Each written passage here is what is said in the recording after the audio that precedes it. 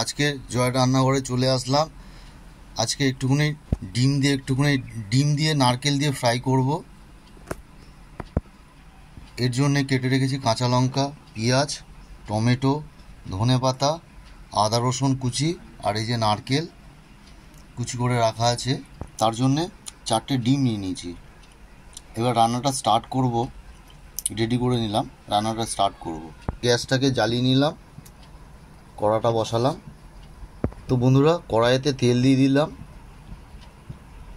এটা একটু ভাজা হবে হালকা করে, পুরোটা করবে না, লংটাই দিই। লালটা দেবো, নারকেলটা দিয়ে দিলাম। নারকেলটা তেলের মধ্যে দিলে একটু ভাজা ভাজা হবে। তো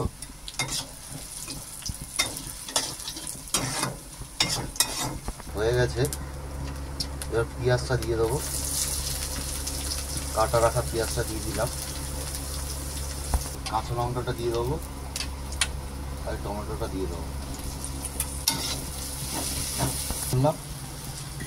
এবার আস্তে আস্তে ফ্রাই হবে ডিমটা।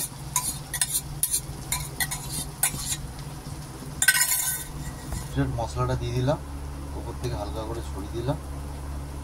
আর এবারে ধনেপাতাটা ছড়িয়ে দেবো। আমাদের ভুজিয়াটা মোটামুটি হয়ে গেছে। কেমন হয়েছে বন্ধুরা জানিও, কমেন্টস করো, সবাই লাইক করো।